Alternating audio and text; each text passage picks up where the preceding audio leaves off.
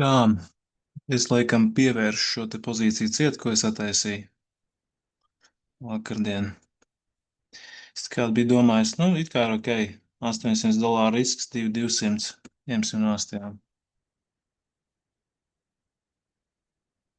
Jā, tulītās. Ņemot vērā, ka es nevaru veltīt super daudz laika čārtiem.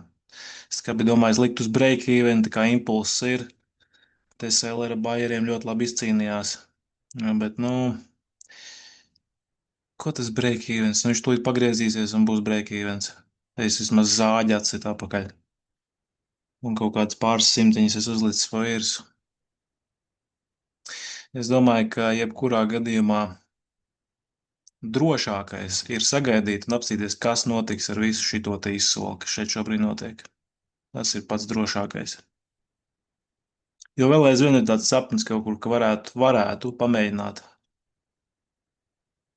reversāli, ja tāds nāks, noķert un tiešām izsēdēt to pozīciju.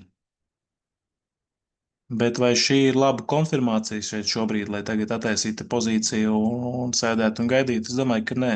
Un nav jēga tagad atdot tos 2K atpakaļ. Jā, varbūt tās būtu vēl paturējis rītdien, varbūt būs 4K, varbūt 6, varbūt 10.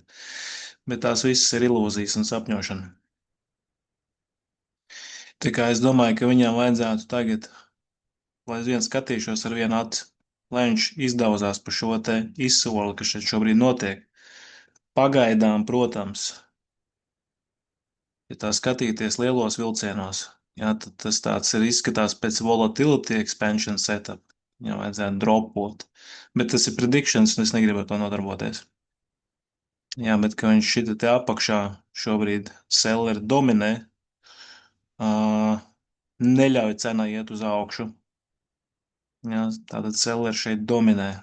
Tas nozīmē, ka viņi varētu gatavoties sellam. Volatility expansion setupam. Nu, tā ir kaut kas līdzīgs tā ilustratīvi, jā. SL ir nodominējuši te apakšu un bām. Bet tik un tā, nu te var visādi viss izvērsties. Nu, tikpat labi viņš arī var izdarīt šo te. Un ja viņš šeit nofeilo apakšās ātri vien un atgūstās apakaļ un iet apakaļ šajā teritorijā, viss tā ir perfekta konfirmācijas uzskata. Perfekta. Tas varētu būt viens no iemesliem, lai lēktu iekšā bajā un tiešām turētu. Jā, vai arī viņam ir jātiek ārpus šīs te izsoles un kaut kur jānošifto tas piķis kārtīgi šeit. Tā, lai Bayer parāda dominanci, ka tagad Bayer vairs viņu nelaiž iekšā šajā te selleru dominētajā izsolē. Tā arī ir laba konfirmācija. Kroč, bet nu, tādas konfirmācijas ir jāsagaida, lai tiešām ielikt kaut kādā jēdzīgā swing tradeā. Vismaz pašreiz es to tā skatos un negribās piķi atdot atpakaļ. Tā jau grūti iet pa 2 mēnešiem, nekas tolkam nav uztaisīts. Huiņa. Un ļoti, ļoti žēl būtu atdot atpakaļ to, kas tā jau uz guri pa palam ir savākt. Floating profitā. Tā kā, nu, pašreiz čils.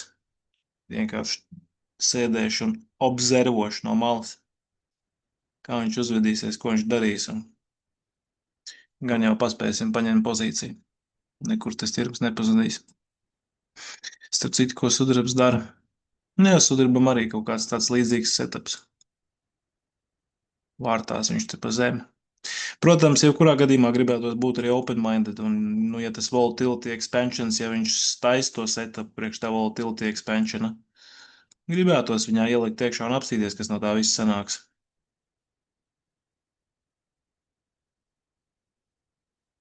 Jā, все, zāģis acis, cito labi.